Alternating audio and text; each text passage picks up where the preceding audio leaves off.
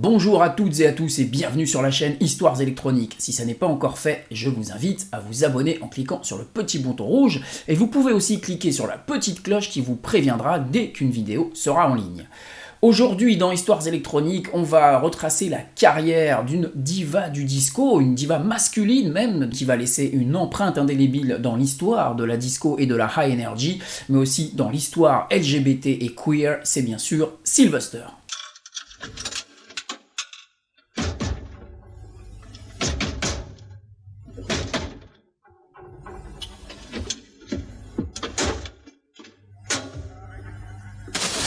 Avec un peu de patience, jeune homme, vous auriez entendu Sylvester, le numéro 1 au Billboard américain, venu spécialement à Paris en ce 1er janvier.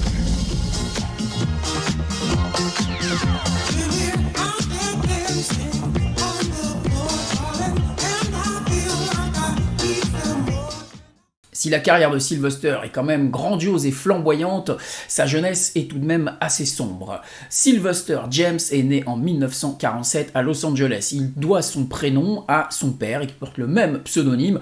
Son père d'ailleurs qui va abandonner sa mère et ses enfants très jeune, et donc il sera élevé par sa mère. Sylvester commence très tôt à chanter. Dès l'âge de 8 ans, il intègre le gospel dans une église, une troupe de gospel dans son église où va prier sa mère.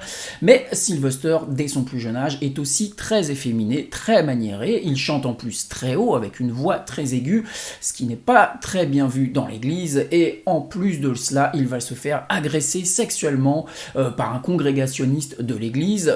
Il sera violé, et non seulement il sera violé, mais en plus on va l'accuser, lui, d'être un homosexuel dépravé, et il devra donc quitter l'église à 13 ans. Et puis ce n'est pas tout, puisque sa mère aussi le met dehors. À l'âge de 15 ans, elle ne voit pas non plus d'un très bon œil son homosexualité, et son beau-père non plus. Il se retrouve donc à la rue en étant adolescent. Heureusement, sa grand-mère va l'accueillir de temps à autre. Sa grand-mère est beaucoup plus ouverte sur la question. Elle côtoie le milieu un peu artistique homo, et donc elle accepte de l'accueillir et l'accepte tel qu'il est. C'est à cette époque aussi qu'il va rôder dans les rues, qu'il va côtoyer une troupe, une bande, un gang, on va dire, d'Afro-Américains gays et transsexuels qui font un peu les 400 coups. Heureusement pour lui, il ne tombera pas dans la prostitution avec ce groupe. Certains le font, lui ne le fait pas, et il se fera juste arrêter pour quelques petits vols à l'arraché, des petits larcins. C'est à cette époque aussi que Sylvester s'habille en femme. Il fait du cross-dressing, il aime bien porter des robes.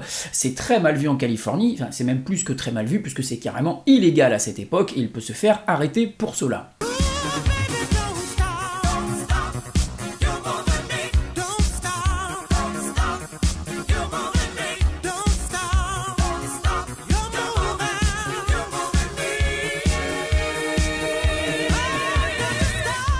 Et puis à la fin des années 60, Sylvester se sent un peu à l'étroit à Los Angeles et décide évidemment de migrer à San Francisco, dans le quartier de Castro, le fameux quartier de Castro où tout semble possible et libertaire, et où il peut enfin s'affirmer tel qu'il est. Et c'est à cette époque, avec ses colliers, ses perles et ses perruques, qu'il se fait repérer par une troupe de drag queens, artistes, comédiens, les Coquettes, qu'il va intégrer, dans laquelle il jouera à la fois les comédies et à la fois le chant. D'ailleurs, cette troupe commence à se faire repérer dans le milieu artistique. Lui-même se fait très vite repérer dans cette troupe par ses performances vocales. Il essaye d'imiter d'ailleurs ses divas favorites comme Billie Holiday ou Josephine Baker.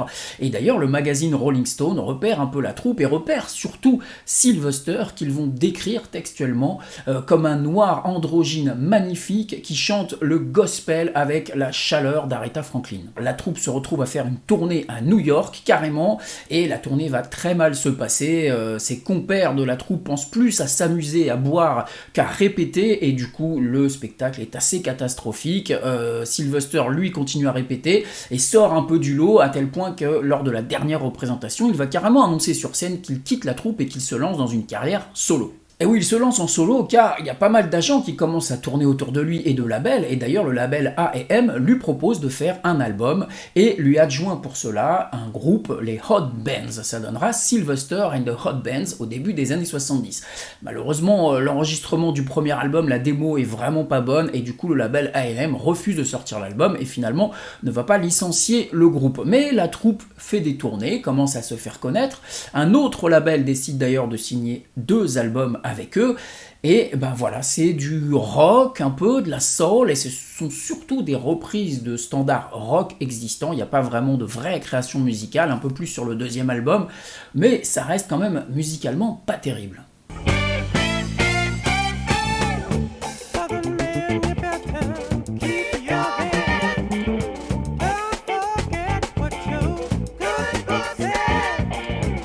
Oui, c'est assez pauvre, c'est déjà entendu, et puis surtout, il y a quelque chose qui ne va pas, c'est que vous avez d'un côté un noir gay flamboyant qui s'habille en femme, et une troupe de blancs rockers qui jouent de la musique.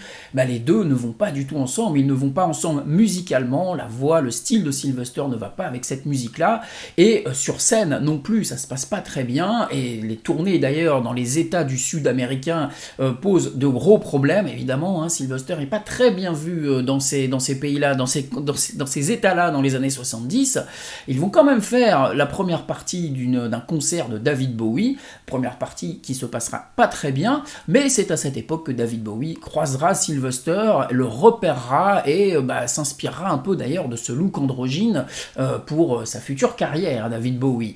Mais enfin bref, le groupe décide de se séparer de Sylvester au bout de 2 albums, ça fonctionne pas tout simplement, hein, c'est pas bon, ça marche pas, et à la limite, je vous dirais, tant mieux. Alors après cela, au milieu des années 70, la carrière de Sylvester patauge un peu. Alors il fait des petits concerts dans les bars gays de San Francisco. Et ce qui va changer la carrière de Sylvester, ce qui va faire que ça explose, ce sont des bonnes rencontres et surtout les gens avec lesquels il va s'entourer. I had never seen any kind of artist like that before. Déjà, il va s'entourer de choristes. Il cherche des choristes, il fait passer des auditions, et c'est à ce moment-là qu'il fait la connaissance de Martha Wash. Il entend sa voix, il dit « mais ça, je te veux comme choriste, c'est magnifique ». Elle chante façon église, hein. Elle est elle aussi habituée aux églises, elle chante du gospel, et d'ailleurs j'ai une vidéo entièrement dédiée à la diva Martha Wash, je vous conseille d'aller la voir si c'est pas fait. D'ailleurs, il va lui demander si elle ne connaît pas une amie qui chanterait comme elle, ça sera Izora Rhodes. Sylvester adore être sur scène avec elle, l'alchimie est parfaite, l'alchimie vocale déjà, les 2 voix, les 3 voix même, s'accordent parfaitement, et l'alchimie visuelle, lui, il trône au centre de la scène avec les 2 choristes sur les côtés, ça donne quelque chose de visuellement très très joli, et donc c'est à partir de ce moment-là que sa carrière va commencer à exploser.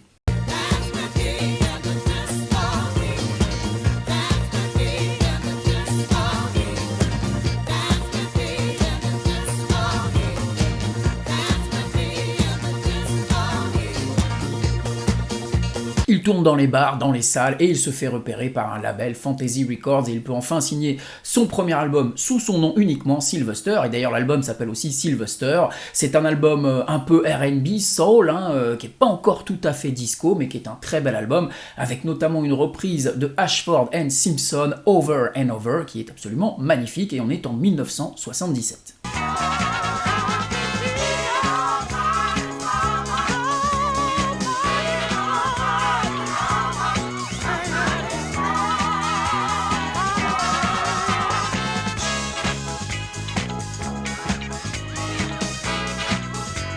En 1978, pour son deuxième album qui s'appelle Step 2, il va de nouveau rencontrer une personne qui va changer sa carrière. Cette personne, c'est Patrick Cowley. Patrick Cowley, on va en reparler dans une vidéo sur la High Energy, c'est un peu l'inventeur, on va dire, de la High Energy. Ce son disco pulsé au synthétiseur. Patrick Cowley est un espèce d'ingénieur touche-à-tout qui a plein de synthétiseurs chez lui avec des câbles dans tous les sens, et il s'est fait repérer par un remix de Donna Summer, I Feel Love. Eh bien il va essayer de faire le même traitement sur l'album Step 2 de Sylvester, et ça donne le carton que vous connaissez tous, You Make Me Feel Mighty Real.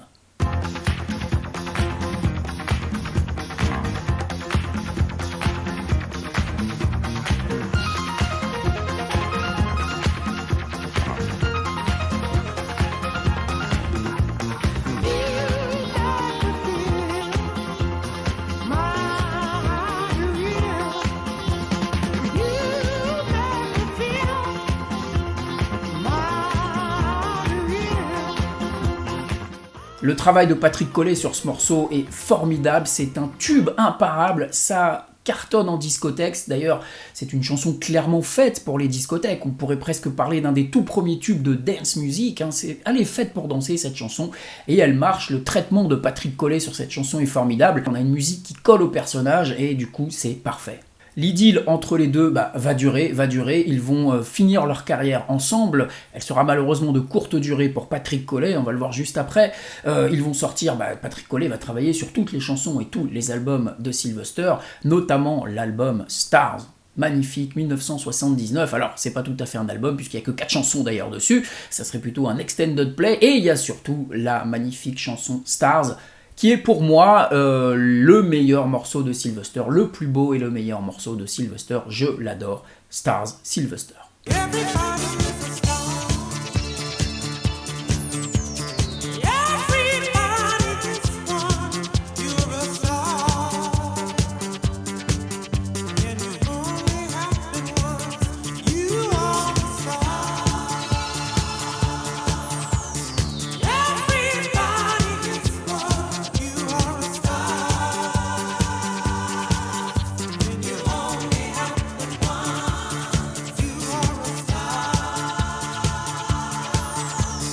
À la fin des années 70, Sylvester est partout, sur tous les plateaux de télé, il fait plein de tournées, en France, en Europe, il va même chanter à l'Opéra de San Francisco, ce qui n'est jamais vu pour un chanteur de disco.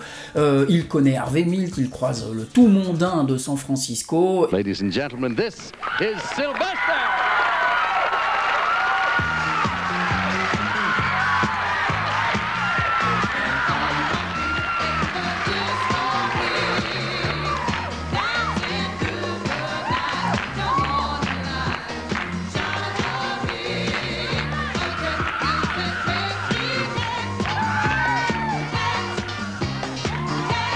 Et d'ailleurs, on le voit beaucoup sur les plateaux télé, et on sent quand même une espèce de curiosité malsaine des émissions de télé et des spectateurs.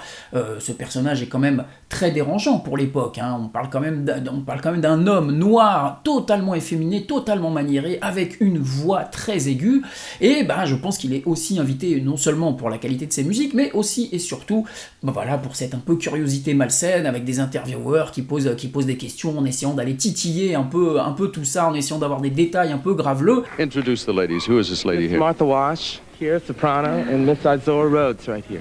You got tired of seeing those skinny model-like, so when you saw these ladies, you said, yeah, that's it. Well, you can look at them and tell they can sing. Oh, why is San Francisco, and why has it always been a cultural center? What makes it so different? It's a lot easier there. D'ailleurs, Sylvester et à cette époque les Village People vont participer au fait que les gens vont se dire que la disco est une musique de PD.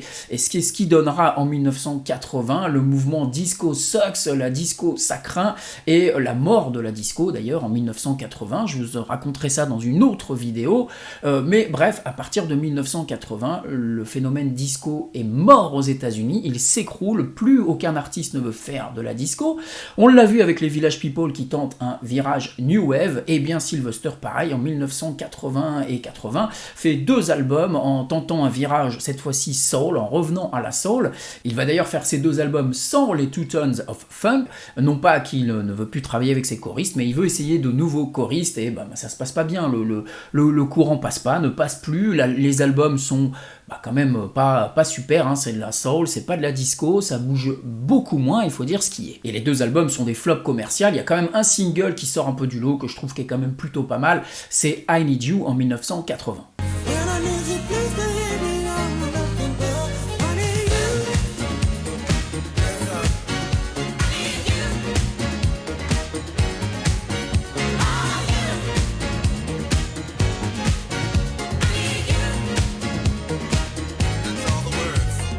Alors non seulement les albums ne se vendent pas, mais en plus Sylvester va intenter un procès à sa maison de disques Fantasy Records, qui l'accuse de ne pas lui verser les royalties auxquelles il aurait droit. Et effectivement, durant le procès, il s'avère que Fantasy Records doit $200 000 de royalties à Sylvester, argent qu'il ne verra par ailleurs jamais. Fantasy Records ne va lui verser que $20 000.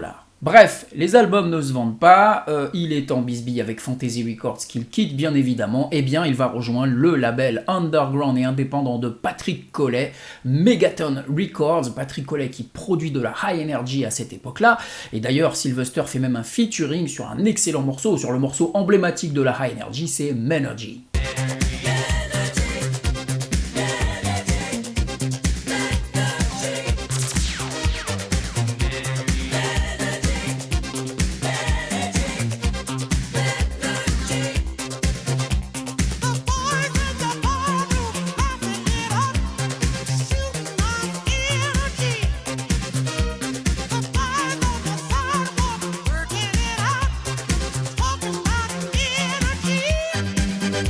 Et puis en 1982 sort l'autre tube imparable de Sylvester, Do You Wanna Funk. Évidemment, vous l'entendez partout celui-là, hein, même dans les mariages de Tata Odette.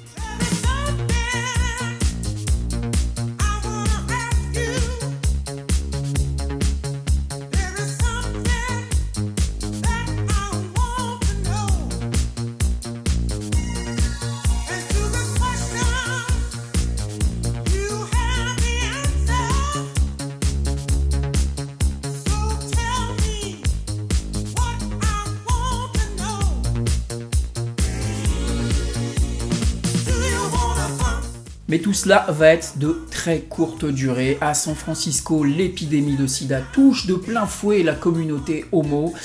Et d'ailleurs, Patrick Collet va décéder extrêmement rapidement du sida en 1982. Cette épidémie et cet épisode va fortement marquer Sylvester qui décide de s'engager corps et âme dans la lutte contre le sida. Il va faire beaucoup d'actions caritatives, il va reverser beaucoup d'argent, il va faire des concerts gratuits destinés à la lutte contre le sida et notamment aux Afro-Américains. Sans Patrick Collet, la carrière de Sylvester recommence à stagner malheureusement. Alors il fera encore des albums bien entendu. Il y a même un single un peu qui sort du lot qui s'appelle Sex, qui est pareil, qui est un album rempli de sexe, d'énergie, qui sent le cruising et les backrooms à plein nez. C'est en 1985.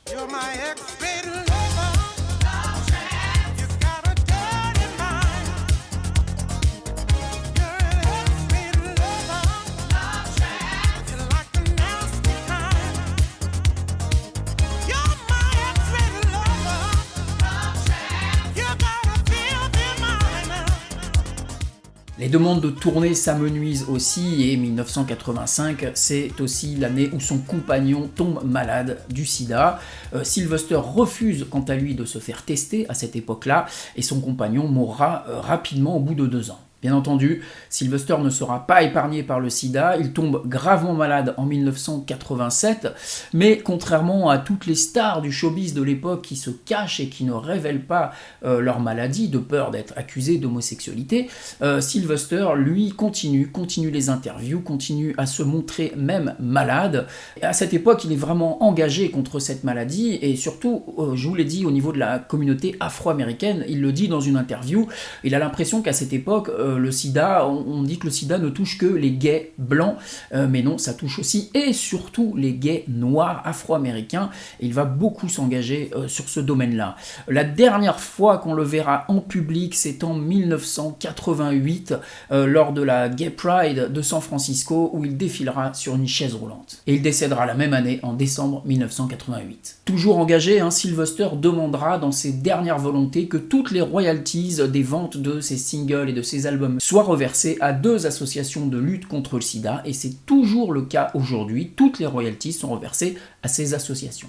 Donc quand vous écoutez Sylvester sur Spotify, ou que vous entendez Sylvester à la radio, ou que vous achetez ses albums, eh bien vous participez à la lutte contre le sida. Qu'est-ce que vous attendez? Allez hop! Sylvester, malgré une carrière quand même relativement assez courte et une poignée de singles, eh bien laissera une empreinte indélébile dans l'histoire de la disco et de la high energy. D'ailleurs, on le surnomme même le Queen of Disco, la reine du disco. Et puis, il va influencer aussi de très nombreux artistes, et pas des moindres. David Bowie, qui le cite régulièrement comme une influence, notamment au niveau de l'attitude. Et puis, bien sûr, toute la vague de la high energy des années 80, qui vont des Bronski Beat, des Communards, avec Jimmy Somerville, qui vont en plus reprendre le standard de Sylvester, You Make Me Feel, et puis aussi les Pet Shop Boys, toute la carrière des Pet Shop Boys, ils ne vont cesser de répéter qu'ils s'inspirent du travail de Patrick Collet de l'époque. D'ailleurs, à propos de You Make Me Feel, en 2019, la librairie du Congrès américain, rien que ça, décide d'entrer l'œuvre dans son registre national en tant qu'œuvre particulièrement signifiante en termes historiques, culturels ou artistiques. Et puis en termes de visibilité LGBT, personne n'a fait mieux pendant 40 ans. C'était le seul gay affirmé, flamboyant, qui s'habillait de manière très androgyne et qui a eu un énorme succès commercial. Alors récemment, il faut aller chercher du côté de RuPaul, un peu plus dans la partie média, et puis surtout Lil Nas X, aujourd'hui le rappeur, qui reprend un peu ces codes-là. Il aura fallu attendre près de 40 ans pour revoir un afro-américain gay qui vend des disques et qui est connu mondialement. When I saw Sylvester, my life was altered, my life was changed for the better. As a black, queer, gay man, any glimmer of seeing one's self reflected back at them through our culture changes lives. Voilà, j'espère que cette vidéo vous a plu. On reparlera bien évidemment de la High Energy dans une autre vidéo. En attendant, portez-vous bien et à la prochaine. Ciao, bye bye.